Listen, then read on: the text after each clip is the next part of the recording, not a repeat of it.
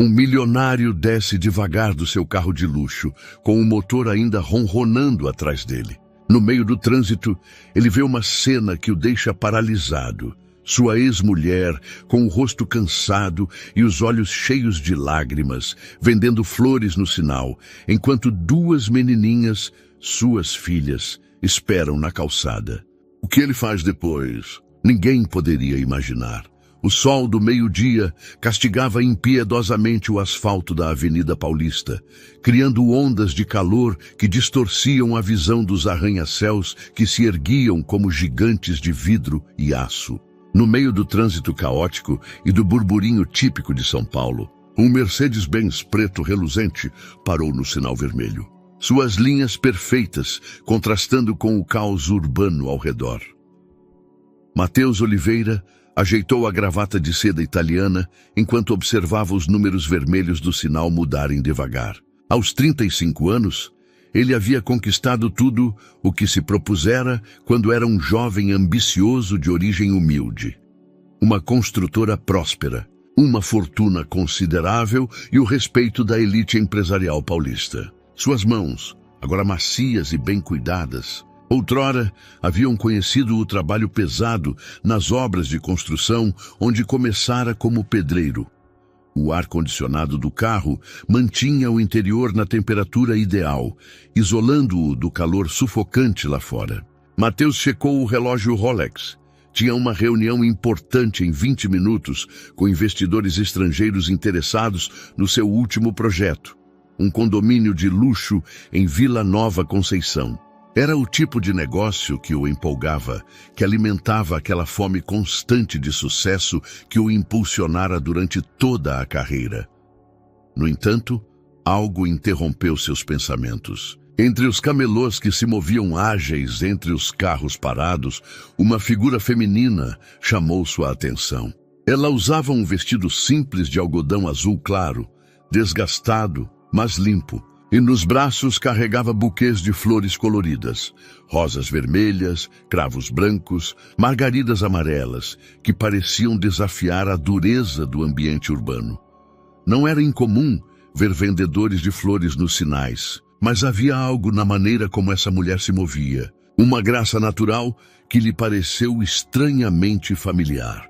Duas menininhas a acompanhavam, seguindo seus passos, com a confiança de quem conhece bem a rotina. A maior, com uns 6 anos, observava os motoristas com olhos grandes e curiosos. A menor, talvez de 5 anos, sorria enquanto ajudava a mãe a arrumar as flores. Matheus baixou devagar o vidro escurecido e, naquele exato momento, como se o destino tivesse orquestrado com cuidado esse encontro, a mulher ergueu o olhar para ele. O tempo parou. Alice, sua Alice. Os olhos castanhos que ele amara, que foram a última coisa que vira antes de partir para o norte em busca de oportunidades 6 anos antes, agora o fitavam com uma mistura de surpresa, dor e algo que ele não conseguia identificar direito. O rosto dela havia amadurecido, marcado pelas linhas da experiência e talvez de algumas dificuldades, mas ainda era linda, com aquela beleza natural que nunca precisara de enfeites. Alice deixou cair os buquês de flores. As pétalas se espalharam pelo asfalto quente como confete de uma festa que nunca chegara. As meninas, alarmadas com a reação da mãe, se aproximaram dela preocupadas. A maior pegou a mão de Alice, enquanto a menor olhava curiosa para o homem no carro chique. Matheus sentiu como se tivesse levado um soco no estômago. As meninas, as idades batiam certinho. 5 e 6 anos. Exatos o tempo que se passara desde que ele saíra de São Paulo, deixando para trás não só Alice, mas aparentemente muito mais do que imaginara. O sinal mudou para verde, e os carros atrás começaram a buzinar impacientes. Mas nem Matheus nem Alice se mexeram. Estavam presos naquele momento que reescrevia completamente as histórias que cada um construíra sobre suas vidas nesses anos de separação. Finalmente, Matheus conseguiu articular uma palavra: Alice. Ela não respondeu, Mas seus olhos se encheram de lágrimas que se recusou a deixar cair. Em vez disso, pegou as meninas pelas mãos e se afastou rápido, sumindo na multidão de pedestres. Mateus quis sair do carro, segui-la, mas o trânsito recomeçara e ele se viu obrigado a prosseguir. Enquanto se afastava, sua mente era um redemoinho de perguntas sem resposta. Por que Alice nunca lhe dissera que estava grávida? Por que não tentara contato? E o mais importante, como podia ser pai de 2 meninas que nunca conhecera? A reunião de negócios já não parecia importante. Naquela noite, Mateus não conseguiu se concentrar em nada além do rosto de Alice e das 2 meninas que podiam ser suas filhas. Havia cancelado todas as agendas e se refugiara em seu apartamento de cobertura em Vila Nova Conceição. Um espaço minimalista de vidro e aço que refletia perfeitamente sua vida. Bem-sucedida, mas fria. Impressionante, mas vazia. Da janela da sala, a cidade se estendia como um mar de luzes piscantes. Ele construíra seu império imobiliário, transformando espaços, criando lares para outros, mas nunca lograra criar um verdadeiro lar para si. A ironia não lhe escapava enquanto segurava um copo de uísque que não tocara nas últimas 2 horas. As lembranças o invadiram como uma enxurrada. Alice fora seu primeiro e único amor verdadeiro, filha de um jardineiro que trabalhava nas propriedades que ele ajudava a erguer. Se conheceram quando ele tinha 25 anos, ainda lutando para se firmar no mundo dos negócios, mas já mostrando aquela ambição feroz que o definia. Ele se lembrava vividamente dos domingos juntos no jardim botânico, passeando entre as trilhas, enquanto Alice falava de seus sonhos de estudar botânica e ele contava sobre os prédios que um dia construiria. Ela o ouvia com aquela atenção genuína, que só dão quem ama de verdade. Embora às vezes notasse uma sombra de preocupação nos olhos dela quando ele falava de suas ambições. E onde ficamos nós em todos esses planos? Quis ela lhe perguntar uma vez, enquanto observavam o pôr do sol da cobertura de um prédio em construção onde ele trabalhava. Mateus respondera com a arrogância da juventude. Você vai estar comigo no topo. Vou te dar tudo o que merece. Mas Alice balançara a cabeça devagar. Não quero que me dê tudo, Mateus. Quero que a gente construa algo junto. Essa diferença fundamental em suas visões de futuro fora o primeiro sinal dos problemas que viriam.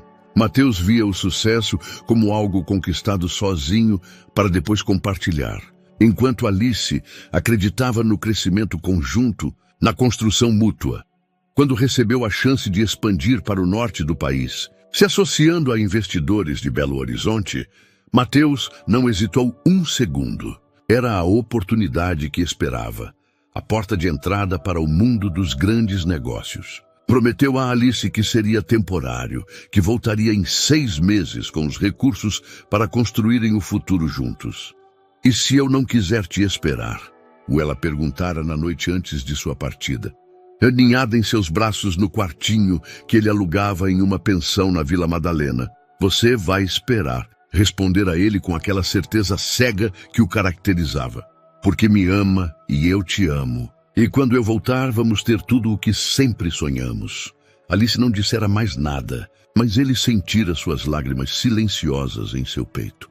Os primeiros meses em Belo Horizonte foram um sucesso além das expectativas. Ele ligava para Alice regularmente, escrevendo cartas cheias de promessas e planos futuros. Mas aos poucos, as ligações foram ficando menos frequentes. Os negócios o consumiam por completo e quando finalmente conseguia contato, Alice parecia distante, as respostas cada vez mais curtas.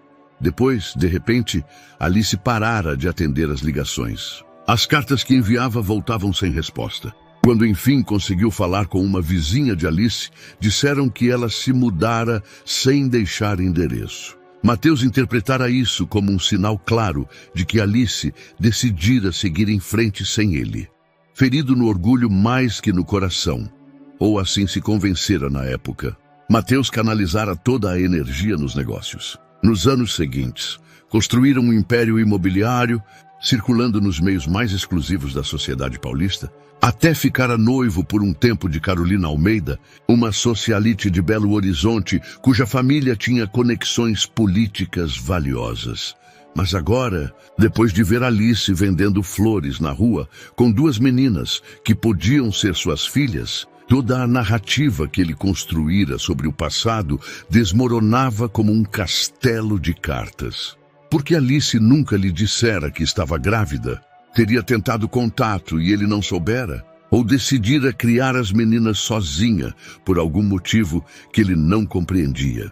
Mateus se levantou do sofá e foi até seu escritório, onde guardava alguns objetos pessoais do passado. No fundo de uma gaveta, embrulhado em papel de seda, encontrou o que procurava: uma foto dele e de Alice tirada no último dia juntos. Na imagem, ela sorria, mas havia algo nos olhos dela que agora, com a perspectiva do tempo, ele reconhecia como uma despedida silenciosa. Pegou o telefone e discou para sua assistente. Sofia, preciso que você faça algo para mim amanhã cedinho. Quero que contrate um detetive particular. Preciso encontrar alguém. O mercado de flores da Ceasa era um labirinto de cores e aromas que contrastava drasticamente com os espaços assépticos onde Mateus costumava se mexer. Ele chegara cedo, seguindo as informações que o detetive particular conseguira em tempo recorde. Alice Ferreira trabalhava vendendo flores que comprava no atacado nesse mercado tradicional da zona sul da cidade. Enquanto andava entre as barracas, observando as mulheres que selecionavam com cuidado rosas, gladiolos e crisântemos, Mateus se sentiu como um intruso em um mundo que outrora conhecera, mas do qual se desconectara completamente. Seu terno italiano e sapatos de couro fino o marcavam como forasteiro entre os comerciantes que vestiam roupas práticas e confortáveis para o dia a dia. Finalmente a viu. Alice estava ajoelhada junto a uma barraca, examinando com cuidado um buquê de rosas brancas, tocando delicadamente as pétalas para checar a frescura. Usava o mesmo vestido azul do dia anterior, mas agora Mateus notou os pequenos remendos quase imperceptíveis, as costuras reforçadas com esmero, sinais de uma vida em que cada real contava. As duas meninas estavam com ela. A maior ajudava a selecionar as flores, enquanto a menor brincava com uma boneca de pano. Observando-as mais de perto, Mateus pôde ver traços familiares. O formato dos olhos da maior era idêntico ao dele, enquanto a menor tinha o mesmo queixo com covinha que ele herdara do pai. Quando Alice se levantou para pagar, seus olhares se cruzaram de novo. Desta vez ela não fugiu, mas sua expressão endureceu, como se estivesse se preparando para esse momento desde o dia anterior. Mateus, disse simplesmente, a voz controlada, mas carregada de emoções não ditas. Alice, respondeu ele, se aproximando devagar. A gente precisa conversar. Ela olhou para as meninas, que interromperam as brincadeiras para observar o estranho que provocara uma reação tão forte na mãe. Mamãe, quem é ele? E perguntou a menor, com a curiosidade inocente das crianças. Alice hesitou por um momento antes de responder. É alguém que eu conheci há muito tempo, Lúcia. Mateus sentiu uma pontada ao ouvir o nome. Lúcia era o nome que Alice mencionara uma vez como seu favorito para uma filha. A maior, que devia ser Valentina, segundo o detetive, o observava com uma desconfiança que lhe lembrou dolorosamente Alice quando jovem. Podemos tomar um café? Perguntou Mateus. Tem muita coisa que a gente precisa discutir. Alice fechou os olhos brevemente, como se estivesse juntando forças para uma batalha que evitara por anos. Tá bom, disse finalmente. Mas as meninas vêm comigo. Foram a uma cafeteria pequena perto do mercado, um lugar simples, com mesas de fórmica e toalhas de plástico. Mateus se sentiu estranhamente à vontade, naquele ambiente humilde que lhe lembrava suas origens, embora fizesse anos que não frequentava lugares assim. As meninas se sentaram ao lado de Alice, formando uma barreira protetora inconsciente. Valentina não tirava os olhos de Mateus, enquanto Lúcia se concentrara na boneca, embora, obviamente, escutasse cada palavra. "Por que você nunca me disse que estava grávida?" perguntou Mateus direto, sem rodeios. A expressão de Alice passou de surpresa genuína para algo como indignação. "Que nunca te disse?" repetiu, a voz subindo um pouquinho. "Mateus, eu te escrevi cartas por meses. Liguei dezenas de vezes. Sua mãe me garantiu que estava passando as mensagens." Mateus sentiu como se o chão se abrisse sob seus pés. "Minha mãe? Você falou com minha mãe?" "Claro que falei com ela. Quando descobri que estava grávida, 3 semanas depois que você foi embora, tentei te contatar na hora. Sua mãe disse que você estava ocupado demais, construindo o futuro, e que não queria distrações. Depois me contou que você tinha ficado noivo de uma mulher de Belo Horizonte." A traição que Mateus sentiu naquele momento foi tão intensa que precisou se apoiar na mesa. Dona Helena, sua mãe, sempre desaprovara o namoro com Alice. Achava inadequada para alguém com as ambições do filho, mas nunca imaginara que ela chegaria tão longe, interceptando comunicações e mentindo descaradamente. "Alice, eu nunca recebi carta sua. Nunca soube que você tentou contato. Quando você parou de atender minhas ligações, pensei que tinha decidido seguir em frente sem mim."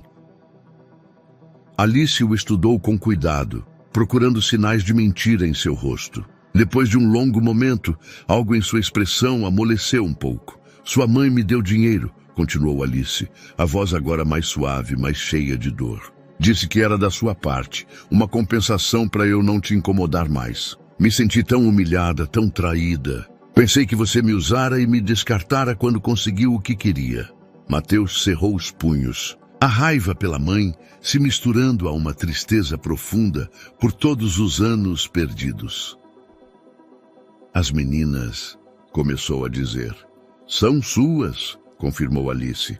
"Valentina nasceu 8 meses depois que você foi. Lúcia veio 11 meses depois. Eu as criei sozinha todos esses anos." Valentina ergueu o olhar pela primeira vez na conversa. "Você é nosso pai." E perguntou com uma mistura de curiosidade e desconfiança que partiu o coração de Mateus. Ele olhou para Alice, pedindo permissão antes de responder. Ela assentiu levemente. "Sim", disse Mateus, a voz embargada. "Sou o pai de vocês. E me arrependo muito de não ter estado aqui." Os dias seguintes foram uma mistura de nervosismo e esperança para Mateus. Ele alugara um apartamento modesto na Vila Madalena, perto da casa onde Alice morava com as meninas. Uma decisão que surpreendera tanto sua assistente quanto seu sócio, Rafael, que não entendia porque o empresário bem-sucedido decidira se mudar temporariamente para um bairro tão boêmio e longe do centro dos negócios. A casa de Alice era uma construção tradicional, de 2 andares, com paredes de tijolo aparente pintadas de amarelo claro, janelas emolduradas de azul turquesa e um jardinzinho na frente, onde cresciam as flores que ela cultivava para vender. Era exatamente o tipo de lar quente e acolhedor que Mateus nunca tivera, nem mesmo na casa simples da família, em uma quebrada de São Paulo. O primeiro encontro oficial como pai fora incrivelmente constrangedor. Alice o convidara para o almoço num domingo, mais pelas perguntas insistentes das meninas que por vontade própria. Mateus chegara de mãos vazias, sem saber que protocolo seguir numa situação tão extraordinária. Como se comportar como pai que acaba de descobrir que tem 2 filhas de 6 e 5 anos. Valentina, a maior, o observara durante toda a refeição com aquela seriedade precoce que algumas crianças desenvolvem como irmãos mais velhos responsáveis. Suas perguntas eram diretas e desconcertantes. Por que você nunca veio antes? Por que a mamãe chora às vezes quando a gente vai dormir? Você vai embora de novo? Lúcia, por outro lado, mostrara uma curiosidade mais inocente. Perguntara sobre o carro chique dele, por que usava ternos tão bonitos e se conhecia algum super-herói. Sua espontaneidade conseguira arrancar sorrisos genuínos de Mateus, que descobrira que gostava da conversa leve dela. Alice mantivera uma distância cortês, mas firme, durante toda a visita. Servia a comida, respondia quando falavam com ela, mas era evidente que ainda processava a situação. Mateus notara como as mãos dela tremiam levemente ao servir a água e como evitava contato visual direto com ele. As meninas precisam de estabilidade, dissera Alice quando ele se preparava para ir embora. Se você vai fazer parte da vida delas, tem que ser para valer. Não pode aparecer e sumir quando te convém.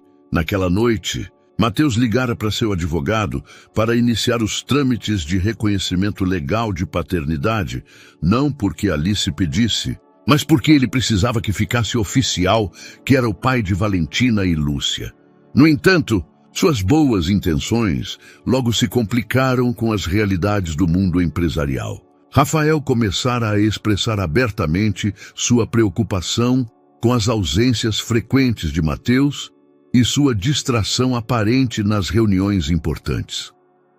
Os investidores de Hong Kong estão perguntando por você, dissera Rafael durante uma videochamada das sedes principais. O projeto de Ubatuba precisa da sua aprovação final, e você tem 3 propostas de expansão esperando na sua mesa. O que está acontecendo com você, cara? Mateus balbuciara algo sobre assuntos pessoais que precisava resolver, mas sabia que não podia manter essa vida dupla indefinidamente. Sua empresa crescera até virar uma máquina que exigia atenção constante, e cada dia que passava na Vila Madalena, tentando conhecer as filhas, era um dia a menos dedicado aos negócios que construíra por uma década. A tensão chegou ao ápice quando perdeu uma reunião crucial com um grupo de investidores europeus, porque prometera levar as meninas ao Parque Ibirapuera. Era a primeira vez que saíam juntos, só ele e elas, e não quisera cancelar. O passeio fora revelador. Valentina ficara perto dele, mas sem pegar na mão, observando-o o tempo todo como se o avaliasse. Lúcia, em vez disso, correra para os brinquedos com a energia típica da idade, gritando para ele ver enquanto escorregava no escorregador.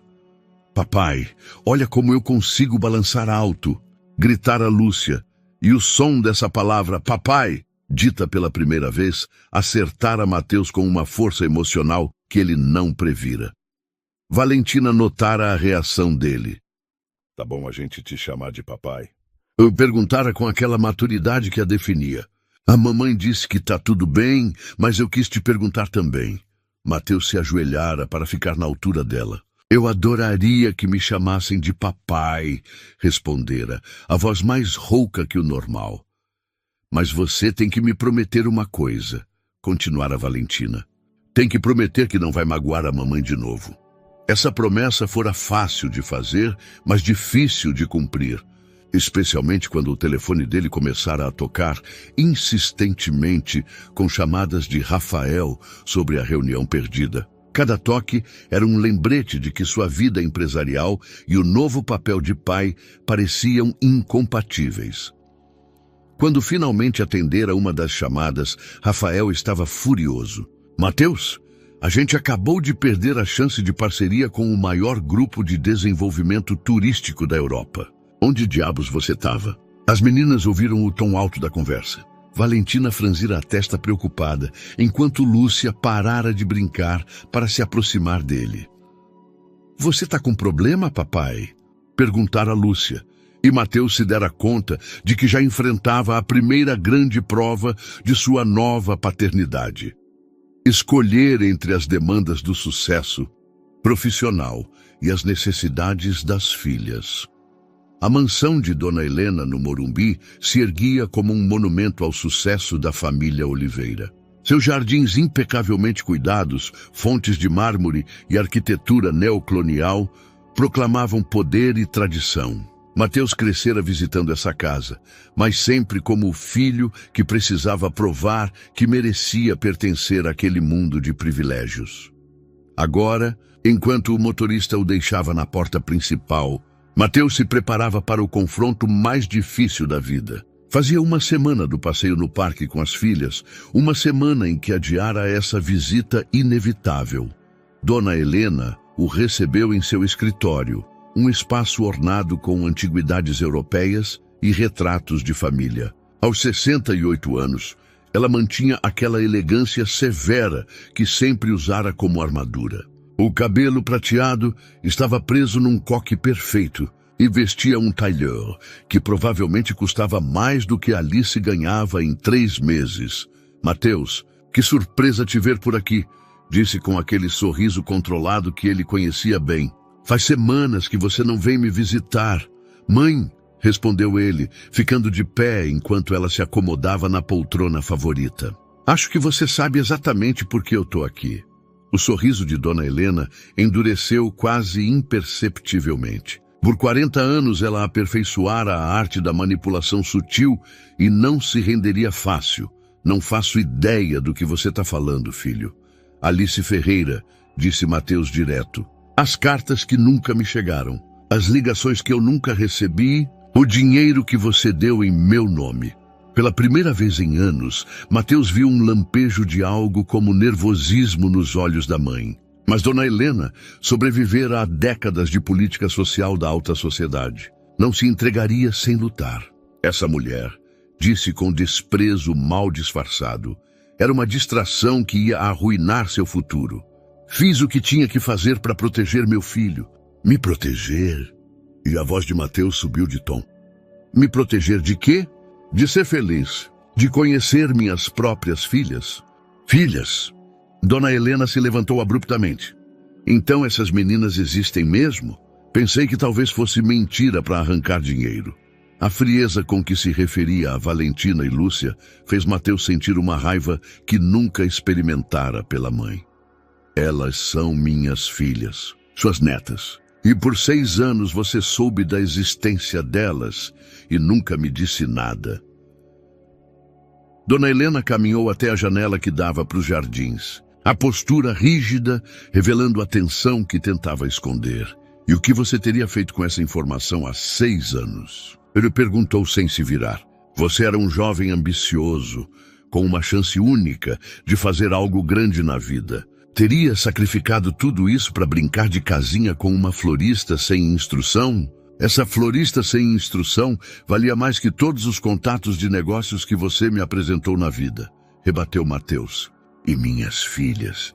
Meu Deus, mãe, você tem ideia do que é descobrir que tem 2 filhas de 6 e 5 anos? De todos os momentos que eu perdi, as primeiras palavras, os primeiros passos, o primeiro dia de escola. A Dona Helena se virou e pela primeira vez Mateus viu vulnerabilidade real no rosto dela. Fiz o que achei melhor para você, disse a voz levemente embargada. Seu pai e eu viemos do nada, Mateus. Construímos tudo isso, gesticulou para os luxos ao redor, com sacrifício e determinação. Não podia deixar você jogar tudo fora por um capricho romântico. Um capricho? E Mateus se aproximou dela.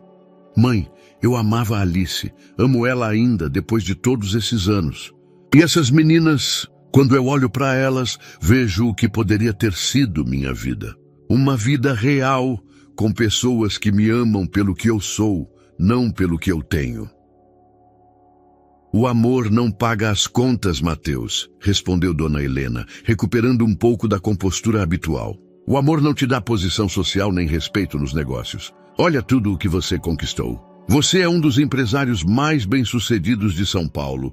Tem propriedades, investimentos, influência e tô completamente sozinho, interrompeu Mateus. Sabe quando foi a última vez que alguém me abraçou? Porque se importava de verdade com o meu bem-estar e não com o que eu podia fazer por eles? Foi há 6 anos quando me despedi de Alice. Dona Helena ficou em silêncio por um longo momento. Quando falou de novo, a voz recuperara aquela dureza aristocrática que a definia. Se você quer brincar de pai agora, é sua escolha. Você é adulto, mas não espere que eu aprove essa situação. Essa mulher e essas meninas não pertencem ao nosso mundo, Mateus. Nunca vão se encaixar. Então talvez seja o nosso mundo que está errado, respondeu Mateus indo para a porta.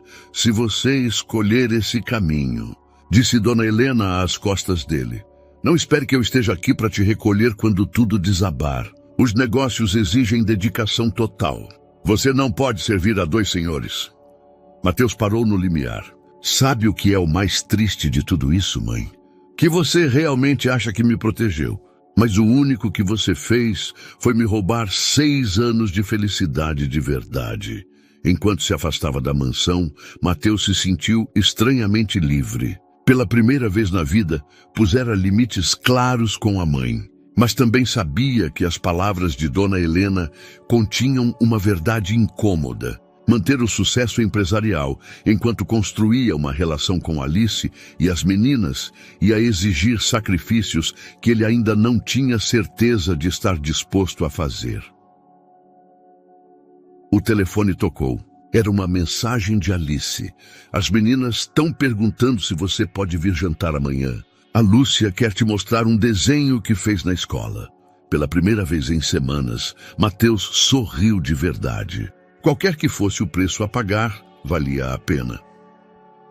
Os jantares na casa de Alice viraram uma tradição semanal que Mateus esperava com uma ansiedade misturada de empolgação e nervoso. A cozinha pequena de azulejos azuis se enchia de aromas caseiros que contrastavam drasticamente com as refeições gourmet que ele costumava ter em restaurantes chiques ou jantares de negócios.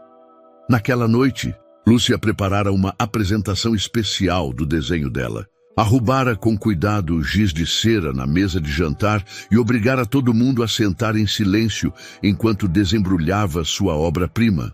Uma representação de 4 bonequinhos palitos sob um sol sorridente, com uma casa amarela de fundo. Esse é você, papai, explicou apontando para o bonequinho mais alto, que usava o que obviamente pretendia ser um terno. E essa é a mamãe, essa sou eu, e essa é a Valentina. A gente está todo junto na nossa casa. Mateus sentiu um nó na garganta. No mundo inocente de Lúcia, eles já eram uma família. Não havia complicações legais, pressões empresariais ou feridas do passado. Só 4 pessoas que se queriam vivendo sob o mesmo teto. Valentina, no entanto, notara um detalhe que escapara à irmã caçula. Mas o papai não mora aqui. Observou com aquela precisão que a caracterizava. Ele tem a casa dele. Bom, respondeu Lúcia com a lógica irrefutável das crianças, ele pode se mudar para cá.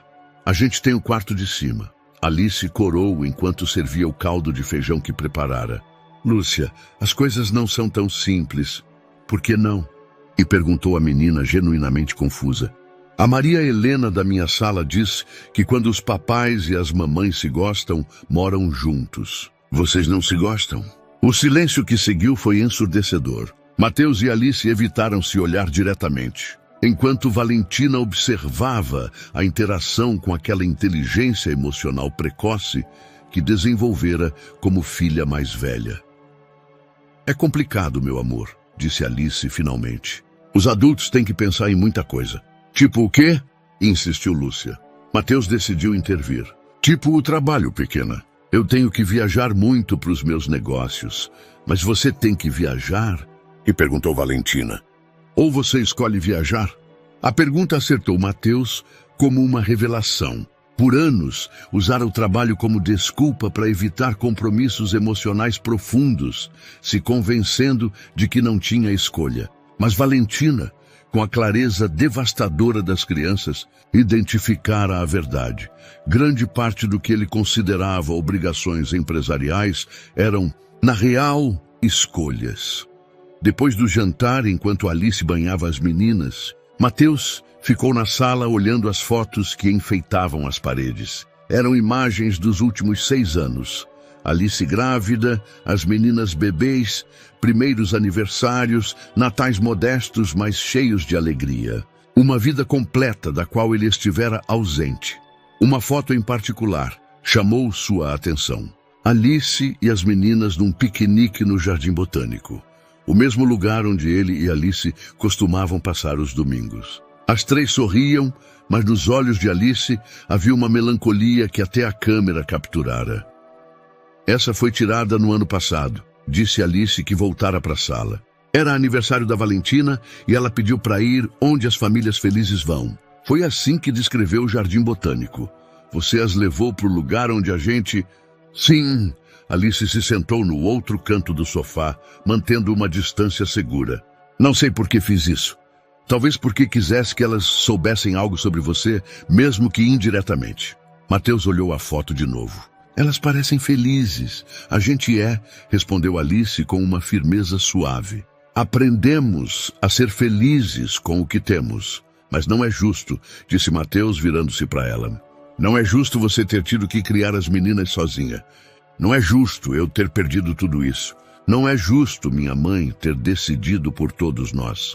Alice ficou em silêncio por um momento, como se escolhesse as palavras com cuidado. Sabe o que mais me machucou quando sua mãe me deu esse dinheiro?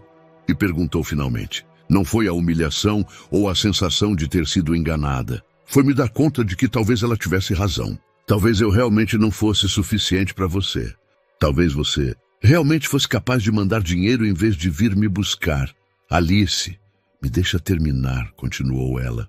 Passei anos me convencendo de que fui burra por acreditar que o nosso era de verdade. Que fui ingênua por achar que alguém como você podia me amar de verdade. Mas eu te amava, insistiu Mateus. Te amo ainda. Alice o olhou diretamente pela primeira vez na conversa. Sério?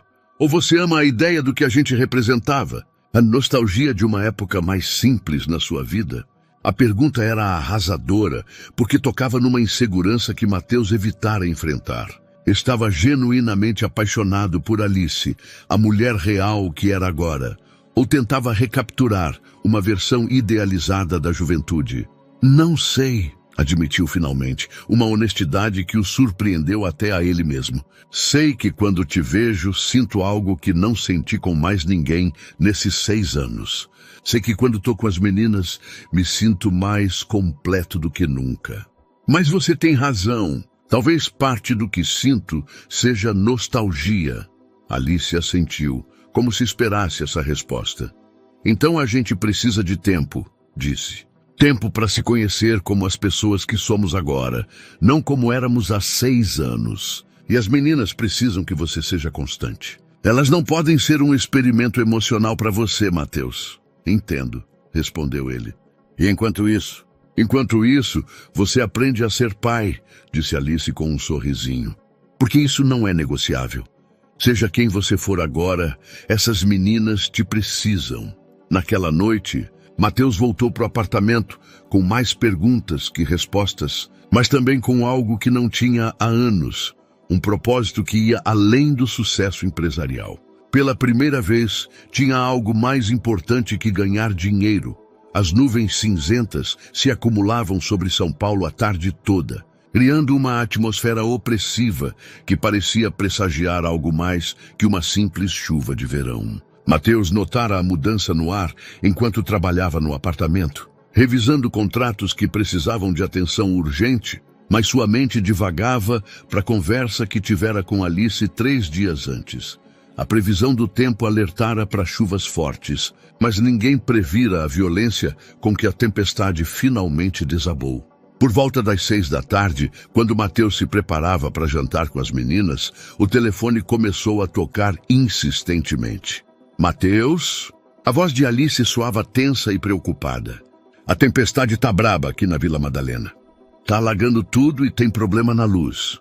Mateus ouviu o rugido do vento e da chuva pelo telefone, acompanhado do que pareciam choros das meninas ao fundo. Vocês estão bem? Tão seguras? Perguntou já pegando as chaves do carro. Por enquanto sim, mas a água está começando a entrar pela porta da frente. As meninas estão com medo e eu não sei o que fazer. Nunca vi uma chuva assim. Vou para aí agora mesmo, disse Mateus, cortando a ligação. O trajeto para Vila Madalena foi um pesadelo. As ruas principais estavam alagadas, os semáforos não funcionavam e várias árvores caíram bloqueando o caminho.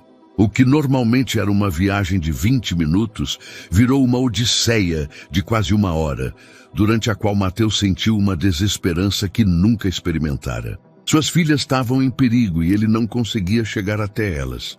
Quando finalmente alcançou a rua onde Alice morava, encontrou um cenário desolador. A água chegava aos joelhos em alguns pontos, e várias casas mostravam danos evidentes pela tempestade. A casa amarela de Alice ficava numa área particularmente afetada, onde um riacho que normalmente era só um filete virara uma correnteza furiosa. Mateus largou o carro numa parte mais alta e caminhou pela água até a casa, lutando contra a corrente e o vento. Quando chegou à porta da frente, encontrou Alice tentando conter a água que entrava por baixo com toalhas e baldes. "Mateus!" E gritou por cima do barulho da tempestade. "As meninas estão lá em cima, mas estou com medo de a água subir mais." Sem hesitar, Mateus assumiu o controle. Sua experiência em construção, aqueles conhecimentos que achava ter deixado para trás quando virou empresário, voltaram como se nunca tivessem ido embora. Avaliou rápido a estrutura da casa, identificou os pontos mais vulneráveis e começou a agir. "Precisamos levar os móveis importantes para o segundo andar", gritou para Alice. "E tem que bloquear essas janelas antes que o vento as quebre." Nas 2 horas seguintes, Mateus e Alice trabalharam como uma equipe perfeitamente afinada. Ele usava a força para mover os móveis pesados, enquanto ela protegia os objetos mais delicados e valiosos. Juntos, criaram barreiras improvisadas para conter a água e reforçaram as janelas que ameaçavam ceder à pressão do vento. As meninas, inicialmente apavoradas com a tempestade, começaram a se acalmar ao ver os pais trabalhando juntos com tanta determinação. Valentina até ajudara organizando os brinquedos e livros em caixas para protegê-los da água. "A casa vai cair?" E perguntou Lúcia com aquela preocupação infantil que era ao mesmo tempo inocente e devastadora. "Não, meu amor", respondeu Mateus, pegando-a no colo enquanto Alice trancava uma última janela. "A casa vai ficar bem. O papai e a mamãe não vão deixar nada acontecer com vocês." Naquele momento, algo mudou fundamentalmente na dinâmica familiar. Pela primeira vez, Mateus não era um visitante na vida de Alice e das meninas. Era um protetor, um companheiro, um pai de verdade. E Alice não o dirigia ou supervisionava. Confiava nele completamente, delegando responsabilidades importantes sem questionar. Quando a tempestade finalmente acalmou, por volta das 10 da noite, os 4 estavam exaustos, mas ilesos. Se refugiaram no quarto principal do segundo andar, onde improvisaram um acampamento com colchões no chão. As meninas adormeceram entre Alice e Mateus, criando uma imagem de família que nenhum dos dois planejara, mas que parecia completamente natural. "Nunca me senti tão assustada", sussurrou Alice no escuro, cuidando para não acordar as meninas. Quando a água começou a entrar, só pensava em proteger as meninas. Não sabia o que fazer. "Você fez tudo perfeito", respondeu Mateus baixinho. Manteve a calma, as acalmou e tomou as decisões certas. "Você é uma mãe incrível, Alice. Não ia conseguir lidar com isso sozinha", admitiu ela. "Obrigada por vir. Obrigada por estar aqui quando a gente precisava." Na penumbra do quarto, Mateus viu o perfil de Alice enquanto ela observava as meninas dormirem. Havia algo diferente na forma como ela o olhara durante a crise, uma confiança que não existira nos encontros anteriores. "Alice?" sussurrou. "Sim? Acha que a gente pode tentar? Tentar ser uma família de verdade?" Alice ficou em silêncio por tanto tempo que Mateus pensou que ela tivesse pegado no sono. Quando falou finalmente, a voz era quase inaudível. "Não sei, mas essa noite pareceu bom. Pareceu que a gente era um time." "A gente foi", confirmou Mateus. "E poderia ser sempre. As coisas não podem continuar como até agora", disse Alice após outra pausa. "Se a gente vai tentar isso, tem que ser para valer. Você não pode continuar vivendo em 2 mundos diferentes." Mateus sabia exatamente do que ela falava. Durante a tempestade, não pensara nenhuma vez nos negócios, nas reuniões perdidas ou nas chamadas não atendidas. Sua única prioridade fora proteger a família, e aquela clareza de propósito fora reveladora. "Eu sei", respondeu, "e estou disposto a fazer as mudanças necessárias." Enquanto ouvia a respiração tranquila das filhas dormindo ao lado, Mateus se deu conta de que a tempestade não fora só um fenômeno climático. Fora uma prova, uma chance de mostrar que podia ser o homem que Alice e as meninas precisavam que ele fosse. E pela primeira vez em anos, se sentiu completamente seguro de ter tomado a decisão certa. Os dias após a tempestade revelaram a verdadeira extensão dos danos. O térreo da casa sofrera bastante. Os pisos de madeira estavam empenados pela umidade. Várias paredes mostravam manchas de água que subiam quase 1 metro, e o sistema elétrico precisava ser trocado completamente por segurança. Mateus insistira em bancar todas as reformas, mas Alice pusera condições claras desde o início. Se você vai ajudar, a gente faz do meu jeito, dissera enquanto avaliavam os estragos à luz do dia. Nada de ostentação, nada que mude a essência dessa casa. As meninas cresceram aqui e quero que continue parecendo o lar delas. Essa restrição se provara mais desafiadora do que Mateus previra. Seu primeiro instinto fora contratar os melhores arquitetos e designers da cidade, modernizar tudo e transformar a casa em algo de revista de decoração. Mas Alice rejeitara categoricamente qualquer proposta que alterasse o caráter tradicional da moradia. Quero os mesmos azulejos azuis na cozinha, especificara. As mesmas janelas de madeira, as mesmas paredes de tijolo. Só conserta o que está danificado, não muda o que funciona. Surpreendentemente, Mateus descobrira que trabalhar dentro dessas limitações era mais satisfatório que qualquer projeto de luxo que dirigira antes. Havia algo profundamente gratificante em restaurar algo com cuidado e respeito, em vez de simplesmente substituir por algo mais caro. Nas primeiras semanas de reconstrução, Mateus contratara os operários e supervisionara o projeto da oficina, visitando a casa só à tarde para checar o andamento. Mas aos poucos começara a se envolver mais diretamente no trabalho físico. Um dia, Alice o encontrou ajoelhado na cozinha, instalando pessoalmente os azulejos novos com uma precisão que revelava anos de experiência prática. Onde você aprendeu a fazer isso? Perguntou genuinamente surpresa. Antes de virar o grande empresário, respondeu Mateus sem levantar o olhar do trabalho. Passei 5 anos na construção. Comecei carregando material e acabei como mestre de obra. Aprendi todos os ofícios. E você gosta de voltar a fazer isso? Mateus parou para pensar na pergunta. Suas mãos, que amoleceram anos de escritório, estavam cheias de calos novos. A coluna doía pelas horas agachado, e ele tinha manchas de cimento na roupa. No entanto, se sentia mais conectado a si mesmo do que em anos. Sim, admitiu. Eu tinha esquecido o quão bom é criar algo com as próprias mãos. Nos meus negócios, tudo são números no papel, projeções, análises. Aqui eu vejo na hora o resultado do meu trabalho. As meninas começaram a participar da reconstrução dentro do que podiam. Valentina assumira o papel de supervisora júnior, levando ferramentas pequenas e garantindo que todo mundo tivesse água fresca. Lúcia decidira que sua contribuição seria decorar as caixas de material com desenhos coloridos. A gente está construindo nossa casa nova, anunciara Lúcia um dia no almoço. O papai está consertando tudo para ficar perfeito. Não é uma casa nova, meu amor, corrigira Alice suavemente. É a nossa mesma casa, mas melhor. Qual é a diferença? E perguntara a Valentina com aquela lógica irrefutável que a definia. A pergunta ecoara em Mateus mais fundo do que a menina poderia imaginar.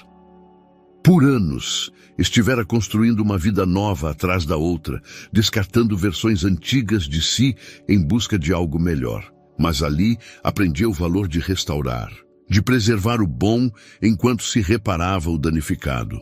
O projeto tivera um efeito inesperado na relação com Alice. Trabalhando juntos nas decisões diárias sobre materiais, cores e designs, desenvolveram uma intimidade doméstica diferente da paixão romântica que compartilharam anos antes. Era mais madura, mais sólida, baseada em respeito mútuo e objetivos comuns. Lembra quando a gente falava da casa que ia ter um dia? Lhe perguntou Alice uma tarde enquanto pintavam a sala juntos. Sim, respondeu Mateus. Você queria um jardim grande para plantar flores. E eu queria um escritório com vista panorâmica. Que sonhos tão diferentes, observou Alice. Eu sonhava em criar vida, você em dominar a cidade. Talvez não fossem tão diferentes, refletiu Mateus. Os dois queríamos construir algo duradouro. Só que eu pensava em termos de império e você em termos de lar. Enquanto a reconstrução avançava, Mateus começara a notar mudanças em si que iam além da nova participação no trabalho manual. Suas prioridades se reordenaram silenciosamente. As chamadas urgentes de Rafael pareciam menos críticas quando ajudava Valentina com a lição de matemática. As reuniões de negócios perderam o brilho quando tinha a opção de levar Lúcia ao parque. Uma tarde, enquanto instalava prateleiras novas no quarto das meninas, Mateus se dera conta de que levava quase uma semana sem checar os mercados financeiros ou se preocupar com as oscilações dos investimentos. Não era que parara de se importar com o negócio, mas encontrara algo que importava mais.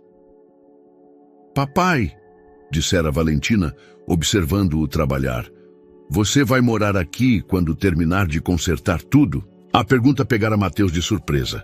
Em algum momento, nas últimas semanas, sem perceber conscientemente, começara a pensar na casa como seu lar também. Ficava até tarde nas reformas, jantava com a família quase toda noite e começara a guardar roupa de trabalho no armário do quarto de hóspedes.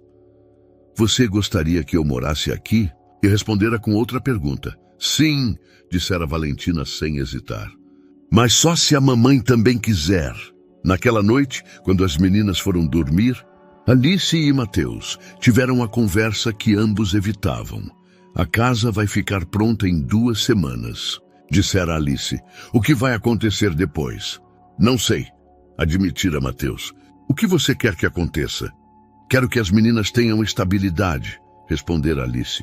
Quero que saibam que podem contar com você, não só em crise, mas no dia a dia. Eu também quero isso, dissera Mateus. Quero fazer parte da vida delas de verdade. Quero... O quê? Quero tentar ser uma família. De verdade. Não visitas esporádicas ou jantares nos fins de semana. Quero acordar toda manhã sabendo que vocês estão aqui. Alice ficara em silêncio por um longo momento, estudando o rosto dele na penumbra da sala recém-pintada. Então a gente tem que falar de como isso vai funcionar, dissera finalmente, porque eu não aguento outra despedida. E as meninas também não. A manhã de segunda chegou com uma ligação que mudaria tudo de novo. Mateus estava tomando café com as meninas, aproveitando aqueles momentos cotidianos que aprendera a valorizar, quando o telefone tocou com o tom especial que reservara para as chamadas de emergência da empresa. Mateus, você precisa vir para o escritório agora. A voz de Rafael soava tensa, quase desesperada. Tem algo que você tem que ver. Não pode esperar? Perguntou Mateus, vendo como Lúcia tentava pacientemente ensinar a boneca a fazer trancinhas. Prometi levar as meninas para a escola. Não, cara. Isso não pode esperar. É sobre o projeto do mercado de flores. Tem problemas sérios. Mateus sentiu um arrepio na espinha. O mercado de flores era um projeto que aprovara meses antes de reencontrar Alice. Na época fora só mais um investimento promissor, um terreno bem localizado no centro histórico, onde planejavam construir um shopping de luxo. Que tipo de problemas? Eu perguntou, se afastando da mesa para que as meninas não ouvissem a preocupação. Problemas do tipo que podem levar a gente à falência se não lidarmos direito. Vem já.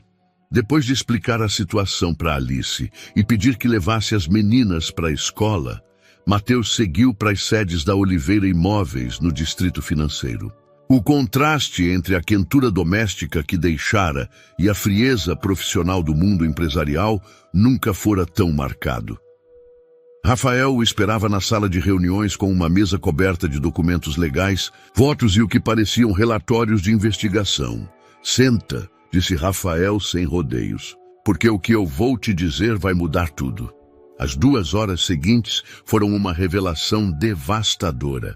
O terreno onde planejavam o shopping não era um mercado de flores qualquer. Era o mercado de flores, onde Alice comprava seus produtos, onde trabalhavam dezenas de famílias há gerações, onde se formara toda uma comunidade que dependia daquele espaço para sobreviver. Como é possível que eu não soubesse disso? Perguntou Mateus, estudando as fotos que mostravam claramente o mercado que visitara várias vezes nas últimas semanas. Porque você está ausente faz 2 meses, respondeu Rafael com uma mistura de frustração e preocupação. Eu cuidei de todos os detalhes do projeto enquanto você brinca de casinha na Vila Madalena.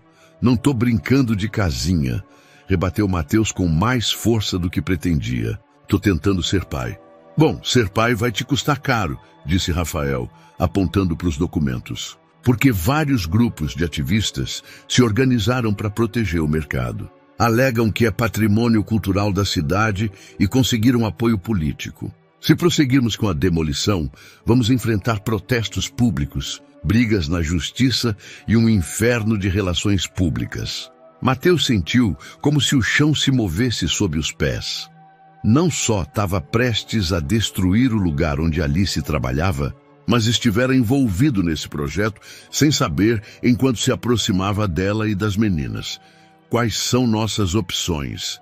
Ele perguntou, embora uma parte dele já soubesse a resposta. Podemos cancelar o projeto e perder os 6 milhões de reais que já investimos, mas as multas contratuais que vão somar outros 4 milhões, explicou Rafael. Ou podemos seguir em frente e arriscar perder muito mais se a briga judicial se arrastar. E se modificarmos o projeto? Se acharmos um jeito de preservar o mercado e integrar o desenvolvimento comercial? Rafael o olhou como se ele tivesse sugerido algo completamente irracional. Mateus, do que você está falando? As margens de lucro desse projeto dependem totalmente de construir o shopping completo. Não dá para fazer concessões. Não dá ou não queremos. O que está acontecendo com você? lhe perguntou Rafael, se levantando da cadeira. 6 meses atrás, você acharia o jeito mais eficiente de desalojar esses vendedores e seguir em frente. Agora está falando como se fôssemos uma ONG. Mateus ficou em silêncio, processando as implicações da situação. Por anos, tomara decisões empresariais baseadas só em números e projeções de lucro, sem considerar o impacto humano das ações. Mas agora, conhecendo pessoalmente as pessoas afetadas, não podia simplesmente ignorar as consequências. Preciso de tempo para pensar, disse finalmente. Tempo para pensar. Rafael não escondia a incredulidade. Mateus, temos investidores esperando decisão. Temos contratos para cumprir.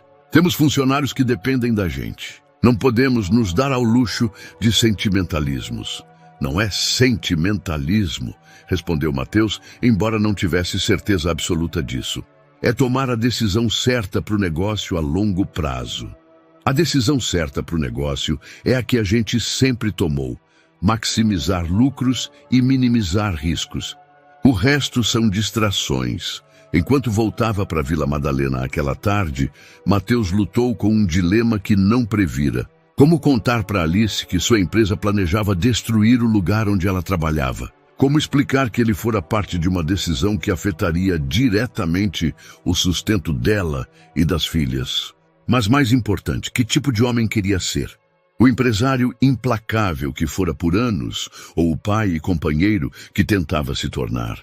Quando chegou em casa, encontrou Alice no jardim ensinando as meninas a plantar bulbos de tulipas. Esses vão florir na primavera, explicava. Mas a gente tem que plantar agora, no friozinho, para eles terem tempo de crescer fortes debaixo da terra. Observando aquela cena doméstica, Mateus se deu conta de que precisava tomar uma decisão que definiria não só seu futuro empresarial, mas o tipo de homem que queria ser para a família. E pela primeira vez na carreira, a resposta não estava numa planilha. Naquela noite, Mateus não conseguiu dormir. Decidira ficar no quarto de hóspedes de Alice, uma rotina que se estabelecera naturalmente durante as semanas de reconstrução. Mas agora, cada barulho da casa o mantinha acordado. Sabia que tinha que contar para Alice sobre o projeto do mercado, mas não achava as palavras certas. Ao amanhecer, a encontrou na cozinha preparando café com aquela eficiência silenciosa que desenvolvera por anos de rotinas matinais sozinha. Você não dormiu. Observou Alice sem se virar, já conhecendo os padrões dele depois de tantas semanas de convivência. Alice, a gente precisa conversar.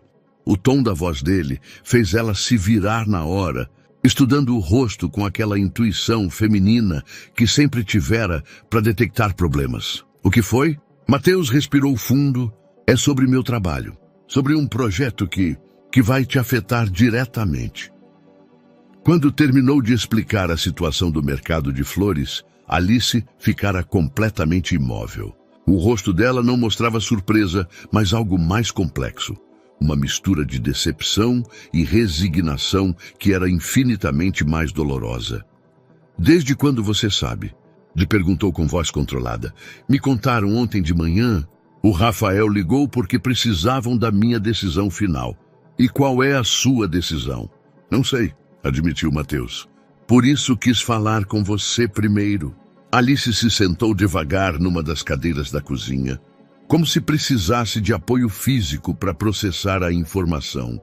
Por 6 anos eu vendo flores para sustentar nossas filhas, disse finalmente. Construí relações com os vendedores do mercado, com as outras mulheres que também lutam para tirar as famílias para frente. E agora você me diz que o homem que diz me amar é o mesmo que vai nos tirar o sustento. Não precisa ser assim, apressou-se a dizer Mateus. Posso achar outra alternativa. Posso modificar o projeto, buscar uma solução que não afete os vendedores. Pode. E perguntou Alice, e nessa pergunta havia anos de desconfiança acumulada. Ou vai fazer o que sempre fez? Escolher o que te convém financeiramente? A acusação doeu, porque continha uma verdade que Mateus não podia negar. Durante toda a carreira, priorizara lucros sobre pessoas, justificando como boas práticas empresariais. Eu mudei. Alice, essas semanas com você e as meninas me mostraram que tem coisas mais importantes que dinheiro. As palavras são fáceis. Mateus, respondeu Alice, se levantando para se servir de café com mãos levemente trêmulas. As ações são o que valem.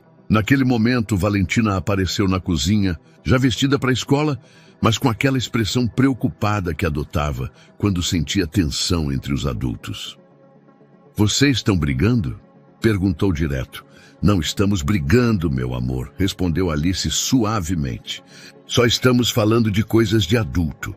O papai vai embora de novo? E a pergunta de Valentina foi como uma faca no coração de Mateus. Não vou embora, disse, se ajoelhando para ficar na altura dela. Mas tem uns problemas que eu tenho que resolver. Que tipo de problemas? Insistiu Valentina com aquela persistência que a definia. Mateus olhou para Alice, buscando orientação sobre o quanto explicar para uma menina de 6 anos. Às vezes, quando você trabalha, tem que tomar decisões difíceis. Explicou com cuidado. Decisões que podem afetar outras pessoas. Tipo as decisões que a diretora da escola toma? E perguntou Valentina. Sim, mais ou menos. Bom, a diretora sempre diz que tem que fazer o certo, mesmo que seja difícil. Declarou Valentina, com aquela sabedoria infantil que às vezes é mais clara que qualquer análise adulta. Depois de levar as meninas para a escola, Mateus voltou e encontrou Alice organizando os buquês de flores que comprara cedo no mercado. Sabe o que é o mais irônico de tudo isso? Disse Alice sem levantar o olhar das flores.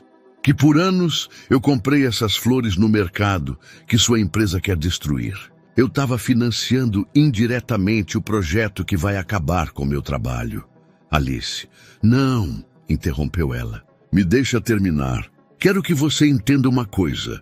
Não é só meu trabalho. Esse mercado é uma comunidade. A dona Carmen vende flores lá há 30 anos. O Miguel, o rapaz que me ajuda a carregar as caixas, tá juntando grana para estudar veterinária. A Rosa, a senhora que vende do meu lado, sustenta 3 netos com o que ganha.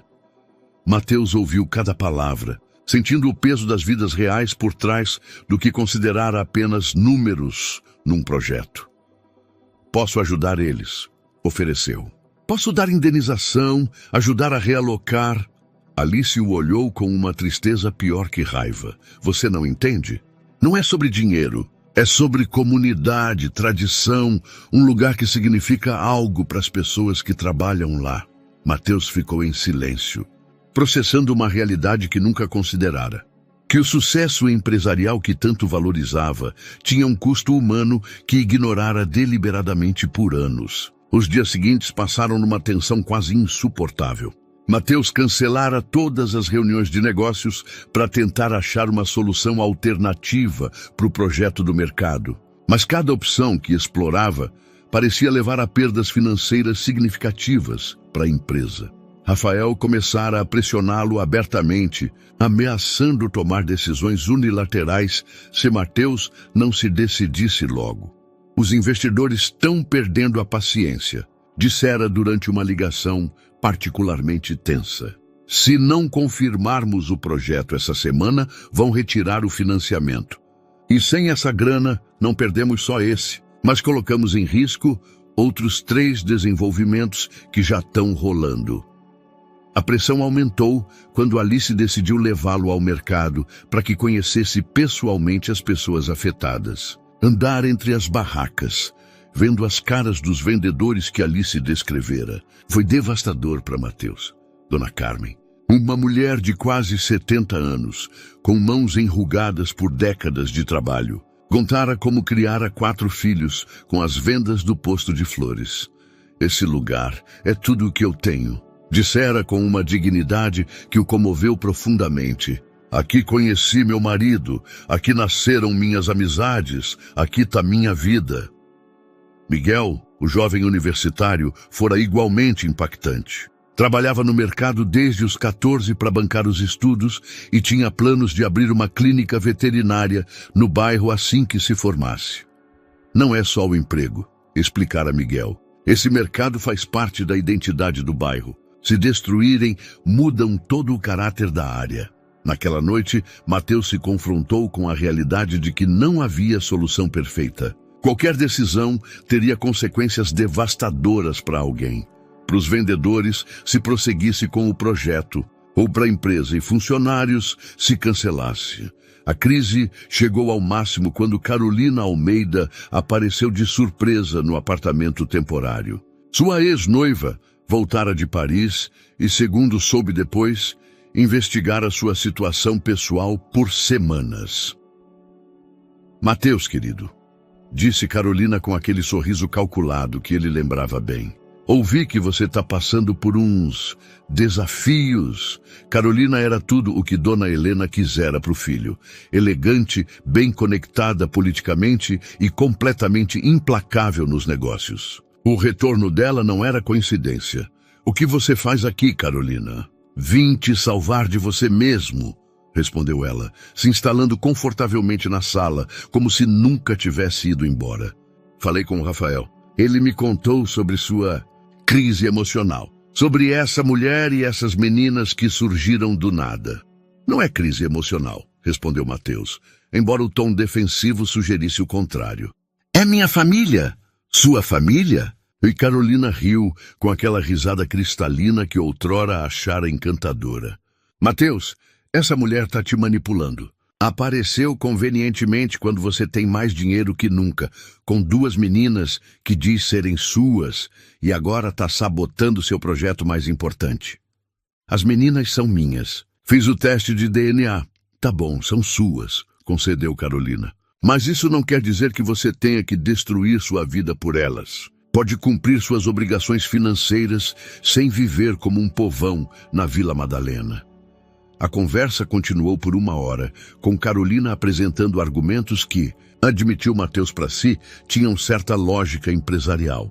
Podia seguir com o projeto do mercado, fornecer apoio financeiro generoso para Alice e as meninas e manter o império intacto. Pensa nisso, dissera Carolina ao ir embora.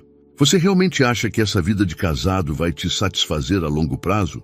Você nasceu para coisas maiores, Mateus. Não se contente com menos do que merece. Naquela noite, Mateus se viu numa encruzilhada que definiria o resto da vida.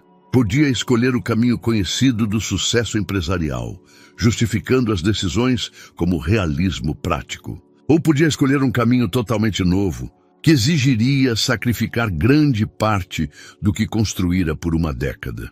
Quando Alice o encontrou sentado no jardim à meia-noite, contemplando as estrelas, sentou ao lado sem dizer palavra. A Carolina veio me ver, disse Mateus finalmente. Eu sei. Vi ela saindo. E me dei conta de que isso tem que ser sua decisão, respondeu Alice suavemente. Não posso te pedir para escolher entre seu sucesso e a gente, mas também não posso ficar com alguém que escolhe coisas sobre pessoas o tempo todo. E se eu tomar a decisão errada? Alice o olhou diretamente. A única decisão errada é a que você toma pelas razões erradas. Na quietude do jardim, com o aroma das flores que Alice cultivava flutuando no ar noturno, Mateus finalmente entendeu que chegara o momento de decidir não só o que fazer com o projeto do mercado, mas quem queria ser como homem. A manhã de sexta amanheceu com uma clareza estranha, como se o universo tivesse decidido prover o cenário perfeito para as decisões que mudariam vidas. Mateus acordou cedo, antes de Alice e das meninas, e caminhou até o mercado de flores sozinho. Chegou bem quando os vendedores começavam a montar as barracas. Observando a rotina diária que existia há décadas, Dona Carmen já organizava suas rosas. Miguel ajudava a descarregar as flores frescas de um caminhão e Rosa preparava seus arranjos com a precisão de anos de experiência. Pela primeira vez, Mateus viu o mercado não como um obstáculo para o seu projeto imobiliário, mas como o que realmente era, um ecossistema humano complexo e valioso que crescera organicamente por gerações. Senhor Oliveira? Miguel se aproximara, surpreso de vê-lo tão cedo.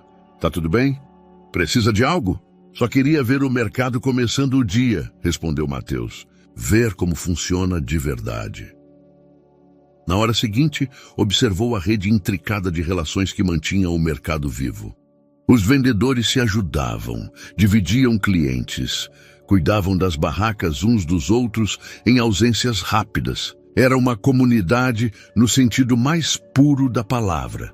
Quando voltou para casa, encontrou Alice preparando o café enquanto as meninas brincavam no jardim. A cena doméstica o acertou com força renovada. Isso também era algo real, valioso, que merecia ser protegido. Onde você foi tão cedo? E perguntou Alice. No mercado. Queria ver ele funcionando. Alice estudou o rosto dele, buscando pistas dos pensamentos. E o que você viu? Vi porque é importante preservar. Naquela manhã, Mateus pediu uma reunião urgente com Rafael e os principais investidores do projeto. A sala de reuniões da Oliveira Imóveis nunca fora palco de uma decisão tão difícil. Senhores, começou Mateus, enfrentando as caras expectantes de homens que confiaram milhões de reais na visão empresarial dele. Tomei uma decisão sobre o projeto do mercado de flores. Perfeito, disse Rafael, obviamente aliviado. Quando começamos a demolição? Não vamos demolir nada, anunciou Mateus. Vamos cancelar o projeto. O silêncio que seguiu foi absoluto. Os investidores se entreolharam, como se Mateus falasse outra língua. Como é? Perguntou um dos investidores de Hong Kong. Pode repetir? Decidi cancelar o projeto do shopping. Em vez disso, proponho desenvolver um conceito diferente que preserve o mercado existente enquanto adiciona valor comercial à área. Mateus, interveio Rafael, a voz cheia de incredulidade. Você tem ideia do que está dizendo? Estamos falando de perdas de 10 milhões de reais, no mínimo. Tô completamente ciente das implicações financeiras, respondeu Mateus com uma calma que o surpreendeu até a ele. Mas também tô ciente de que há valores que não se medem em planilhas. A reunião ficou cada vez mais tensa. Os investidores ameaçaram retirar não só o financiamento desse projeto, mas de todos os futuros. Rafael falou em traição profissional e responsabilidades fiduciárias. Tudo isso é por causa dessa mulher e dessas meninas? E perguntou finalmente um dos investidores com desprezo mal disfarçado.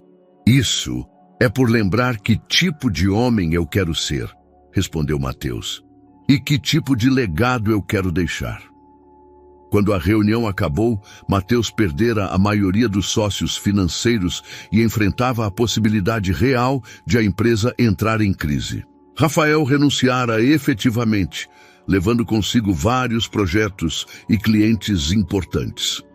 Mas enquanto caminhava de volta para Vila Madalena aquela tarde, Mateus se sentiu mais leve do que em anos. Pela primeira vez na carreira, tomara uma decisão baseada em princípios em vez de lucros. Alice o esperava no jardim com as meninas. Não perguntou o que acontecera. A expressão dele disse que ela já sabia a resposta. Tá seguro?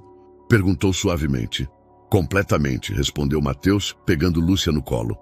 Talvez perca muito dinheiro, talvez tenha que recomeçar em alguns aspectos. Mas pela primeira vez em anos, me sinto orgulhoso de uma decisão empresarial. Valentina se aproximou e pegou a mão livre dele. Isso quer dizer que o mercado onde a mamãe compra as flores vai ficar bem? Sim, meu amor. O mercado vai ficar bem, e você vai ficar bem também. Mateus olhou para Alice, depois para as duas filhas e finalmente para o jardim, onde plantaram bulbos que floririam na primavera. Vou ficar melhor que bem, respondeu. Vou ficar onde pertenço.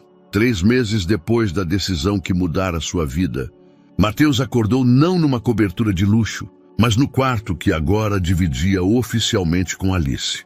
A falência da empresa fora tão dramática quanto Rafael previra, mas as consequências não foram as que temera. Tendo perdido a maioria dos bens para pagar as dívidas empresariais, Mateus descobrira que a vida simples tinha suas próprias recompensas. Seus dias começavam cedo, ajudando Alice com o cultivo de flores no jardim, que expandiram para virar um negocinho familiar. Papai, pode me ajudar com a tarefa de ciências? Perguntou Valentina no café da manhã.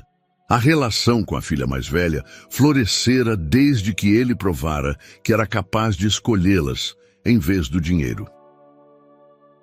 Enquanto revisavam o projeto de Valentina sobre fotossíntese, Mateus se maravilhou de como seus conhecimentos de construção se transferiam naturalmente para a jardinagem.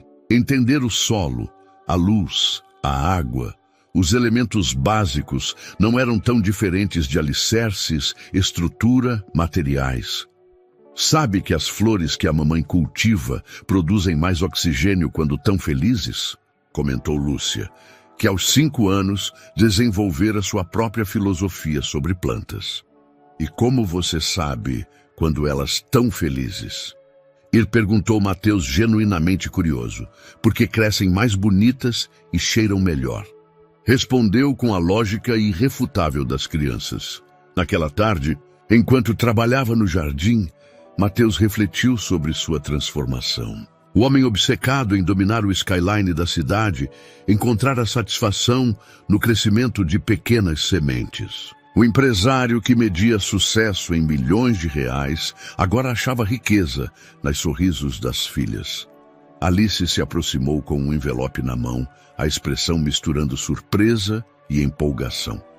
O que é isso? Se lhe perguntou Mateus, limpando as mãos na terra. Uma carta da prefeitura. Respondeu Alice. Pelo visto, nossa proposta foi aceita. Semanas antes, Mateus usara sua experiência em desenvolvimento urbano para criar uma proposta revolucionária. Transformar o mercado de flores num centro cultural e gastronômico que preservasse a essência tradicional enquanto atraísse turismo sustentável. Apresentara como projeto comunitário, não empresarial.